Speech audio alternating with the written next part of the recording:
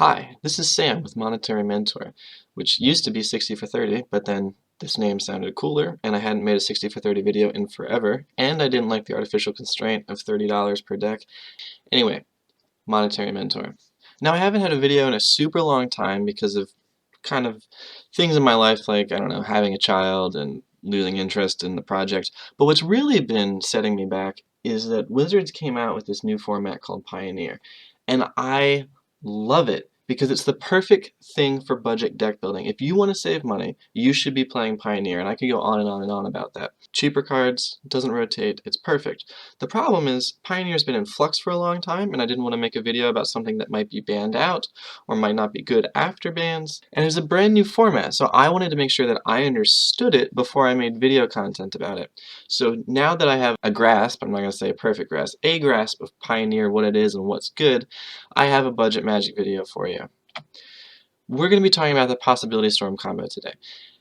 And I know if you know what this deck is, you might be rolling your eyes a bit right now because it admittedly has been a bit of a meme deck for a while. But if you'll remember, when Pioneer was this brand new frontier of possibilities, pun intended, this deck started to show up and people were like, well, maybe it's not terrible, but then other more broken combo decks kind of took the spotlight. You had Saheeli Cat combo, you had Inverter, you had all the Leyline of Abundance decks, which are essentially combo decks. You have Underworld Breach stuff. They're just really strong combos in Pioneer, but this deck hasn't gone away. It keeps showing up in 5.0 lists, and it's super cheap, super fun, super actually viable, especially with, you know, these other busted combos getting hit by the ban hammer. The thing about combo and Pioneer is that the interaction suite's not that good, which is awesome because they have a really hard time stopping you. So, what is this deck? So here's the 60 card list, credit going to MTGO user Zeth4, and they've 5-0'd with this twice in recent deck dumps I've seen online. The neat thing about this deck is A, it's sweet, and B, a lot of these cards are really cheap. A couple of them, like the Legion Warboss and the Bonecrusher Giant, aren't super cheap, but still kind of affordable, and only a couple of them I would put on the we want to stay away from these cards list, and none of them are super vital to the game plan. So if we budgetify it, we can get the price of this deck down to about $80. That's not including the sideboard, but we'll get to that later. And this deck list works almost exactly the same after we make our adjustments to the price. And so we're not losing that much from a 5.0 list that we get to play for well under $100. This deck uses Possibility Storm to combo off and win. So Possibility Storm is a weird card. Whenever a player, you or an opponent, casts a spell from your hand, you exile cards from the top of your library until you hit a card that shares a spell type with the card that you tried to cast. The card that you tried to cast and all other spells, cards that you flipped off the top of your deck before you hit the card that shares a spell type get shuffled up and put on the bottom of your library. The card that you reached in your deck you cast instead of the card that you cast from your hand, without paying its mana cost. So essentially what we're going to do is cast a sorcery, flip through our deck until we hit Enter the Infinite. Enter the Infinite draws our entire deck and has us put a card from our hand back on top of our library. We're going to put Borborygmos Enraged on top of our library, cast another creature card, which will Possibility Storm into Borborygmos Enraged, who will enter the battlefield, and then we will use his last ability to discard the roughly 20 land cards in our hand to do 50 damage to our opponent. And that's how we kill them. That is the combo. But what really makes this deck work in Pioneer, and a little bit in Modern, are these adventure spells, because Possibility Storm is supposed to be random, but if Enter the Infinite is the only sorcery that we're playing in the deck, and we cast a Lovestruck Beast's Heart's Desire spell, that counts as a sorcery, so we'll flip until we hit the Enter the Infinite spell every time, and then we can combo off. We have Ornithopter in our deck just as a one-of, so that we can put the Borborygmos Enraged on top of our deck and then cast Ornithopter without any mana, which will then trigger into Borborygmos Enraged. And then, because we can only run 4 Lovestruck Beasts in the deck, we're also going to run Bonecrusher Giant, which is a sweet card. Just like Lovestruck Beasts, they're perfectly fine cards on their own, outside of this combo. But Bonecrusher Giant is an instant, so we're also going to run one instant Shared Summons in our deck, because what that allows us to do is cast Stomp with Possibility Storm out. We will Possibility Storm into Shared Summons, cast Shared Summons, get a Lovestruck Beast, and then cast Heart's Desire with Possibility Storm out to go into our combo. So then Lovestruck Beast and Bonecrusher Giant can lead us into our combo. And then we're going to run some ramp spells, because 5 mana spells like Possibility Storm are kind of expensive to get to. Llanowar Elves, Elvish Mystic, very common cards. You'll see them in pretty much any deck running Green and Pioneer. And then we're going to run some Captain Lannery Storm, which I've actually been wildly impressed with in my testing of this deck. It's a decent beatdown creature, but really you're going to play this on turn 2 or turn 3, attack, get a treasure token that you can sack for mana, and then you'll likely get another attack in with it. So this is generating 2 mana that you can use in one turn very frequently. And then you have Domri, Anarch of Bolas, which is another card that I actually super duper like. It has a little bit of anti-synergy with Lovestruck Beast, because Lovestruck Beast can only attack if you have a 1/1 creature, and Domri turns your 1/1s into 2/1s, so your Lovestruck Beasts just become glorified blockers. But that anti-synergy isn't that bad still, because A, Domri's not that hard to get rid of with his -2 ability. You can have your big 6/5 Lovestruck Beasts fight something, and then get rid of Domri, and then attack with your Lovestruck Beasts. And he ramps you himself. And he really helps with our aggressive game plan, which I would say 40% of the games that I won were an early Legion Warboss hitting the field, followed by a Domri, and then the opponent being like, holy cow, that's 10 damage you're attacking with on turn 3, I give up. Because Legion Warboss is an army and a can card. It's been good in Gruul Pioneer lists for a while. It just makes things that kill your opponent, which is great if we're not going to get to our combo. And then we run some Glorybringers, which is just a great big beefy dragon that we can ramp into and try and win the game that way. And then the first Iroan Games is an interesting card because it makes a 1/1 human soldier creature token, which is good for our Lovestruck Beasts. It puts 3+1/+1 counters on a creature that we control. We can make a Legion Warboss huge so that whenever it attacks, it can mentor something. We can make a token big if we have nothing else going on, turn one of our 1/1 mana dorks into a 4/4 creature. And then the next turn, it draws us a card if we have a creature with 4 power or greater. It draws us 2 cards, which helps us look for our combo pieces or just more gas if we're on the mid-range plan. And then it makes a gold token, which isn't that exciting, but it is important to be getting mana generated by this deck, so the 4th part of a saga is usually a little late for that to be super relevant, but sometimes we have difficulty getting to double red, or we're stuck on mana, and that can push us over the top to give us the combo mana that we need. So it's a super spicy one-of, but it just does a lot that's in line with our deck, so we're running it. And then land's pretty simple: Rootbound Crag, Forest, Mountain, and that's the deck.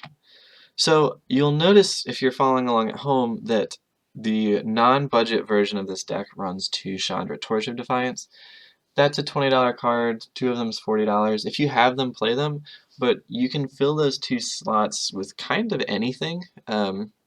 If you want to play something that's already in the deck, maybe add some Glorybringers, more First Iroan Games, or some extra Domris. Because what you're looking to replace is a grindy mid-range card that generates value, mana, and potentially removal. I think Domri might be the best replacement. I think if I were going to do this, I would play a second Saga here, the first Iroan Games, and a third Domri to compensate for the loss of the Chandras. But you can kind of play whatever you want. You could play different Domris. You could play Kioros, which ramps and draws you cards. You could play some Pelucranoses just to add to our mid-range plan. You can play a cheaper Chandra, you can play different dragons. Just fill those 2 spots with whatever you want, as long as it's not an instant or a sorcery spell, because that will fizzle the combo. So the sideboard, Zethfor's non-budget version is laid out here. It's $28. You're welcome to go with that.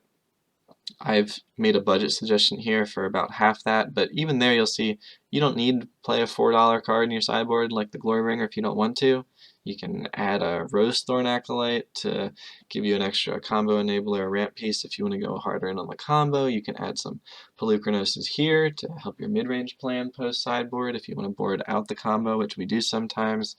You can really do whatever you want with the sideboard. This is just a decent suggestion. I have been particularly impressed with Cindervines and Hornet Nest.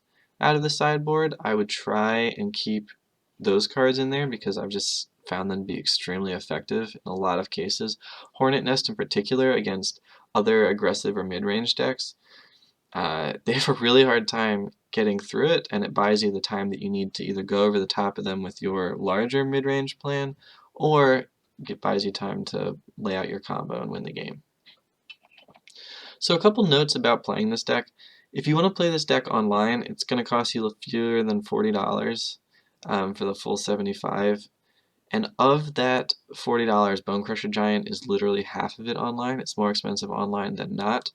Bonecrusher Giant is pretty important to our plan, but if you want to try and play without it, you could save yourself 20 bucks and play this for like $15 online, replacing the Bonecrusher Giant with Ember Shield Breakers or Rimrock Knights or Rosethorn Acolytes. Probably Rosethorn Acolytes would be my suggestion because they're a little more on plan with our combo.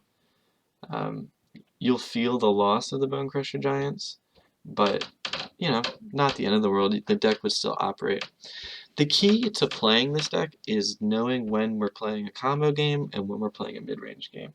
And it's super hard and skill testing, I think, to know when that switch is happening, because it can happen in the middle of the game, it can happen based on your opening hand, it can happen based on what your opponent's doing. Lovestruck Beast and Bonecrusher Giant are really good creatures to try and beat down your opponent with, but you have to decide if it's worth holding one in your hand so that if you draw the Possibility Storm you can combo off. And in some matchups you have to decide if you want to board out the combo in favor of a more mid-range plan because you just don't see yourself having any opening to pull it off. These are difficult decisions. The deck is surprisingly skill testing, intensive, and rewarding. I have not gotten tired of playing this deck yet.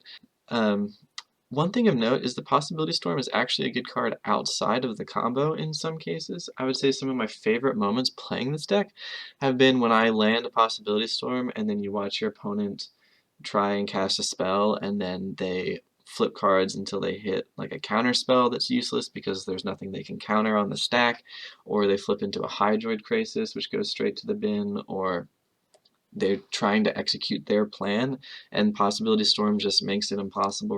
Or they'll be trying to remove one of your creatures and their Fatal Push turns into something else. Assassin's Trophy can't get rid of your Possibility Storm because they try and cast their Assassin's Trophy and it turns into a different spell.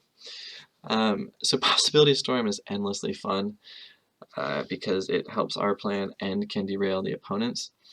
Admittedly, Control has been a very tough matchup for this deck.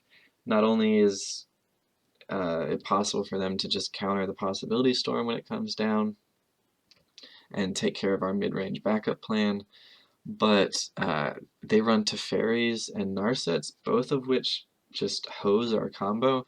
Teferi makes it so that you can't cast spells off of Possibility Storm, so if they have a Teferi out and you cast a Possibility Storm, you cannot play spells for the rest of the game because his passive ability prevents you from casting spells, not at sorcery speed, which messes with the Possibility Storm timing, and Narset prevents you from drawing extra cards, so you cannot cast Enter the Infinite, because if you do, you won't draw any cards, which will be pretty tough. But at the end of the day, the thing about this deck that's awesome is you're playing a creature deck that if they stabilize and they're taking over the board, if you're playing against Mono Green Karn and they have this ridiculous board state going, you're never really out of it because you can always rip that Lovestruck Beast off the top to go with the Possibility Storm you've been holding in your hand and combo off and win.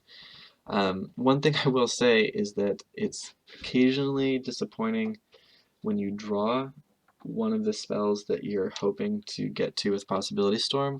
Borborygmos Enraged isn't that bad, and neither is Shared Summons because we can technically cast both of these. But if you're, I've had games where I'm about to combo off, I have them dead to rights, I have a Possibility Storm on the board, and a Bonecrusher Giant in my hand, and they pass me the turn, and I draw Shared Summons, which means that if I cast the Bonecrusher Giant, there's no instant to start our combo because it's in my hand, not in my deck. So the whole thing fizzles, and drawing the Enter the Infinite is pretty terrible as well. So if I could make a weird like corner case suggestion that's really helped is if you're relying on your Bonecrusher Giant to start your combo, don't drop your Possibility Storm unless you need to until the turn that you actually do combo off. Because if you draw your shared summons, you can then use that before you play your Possibility Storm to get your Lovestruck Beast, and then play your Possibility Storm, and then cast your Lovestruck Beast Heart Desire, and combo off that way. Whereas if you already have Possibility Storm on the battlefield, shared summons will do literally nothing because you have no other instance in your deck for it to hit. That might be a little technical, not super duper important, but it's just something I've run up against several times in playing this deck online. And that's pretty much it. That's a fun, cheap, affordable combo deck that's surprisingly viable, isn't going to get banned out like a lot of other combo decks, and is actually pretty well suited to do well in the current Pioneer metagame, as I see it. So thanks for watching. Feel free to say something about this deck in the comments. Let me know how it goes if you play it. Let me know if you have any suggestions, any thoughts, any ideas, anything you want to see me do a video on later. I love interacting with you guys as part of this project, so just let me know what's up, and thanks for watching, and have fun out there. That's what it's all about.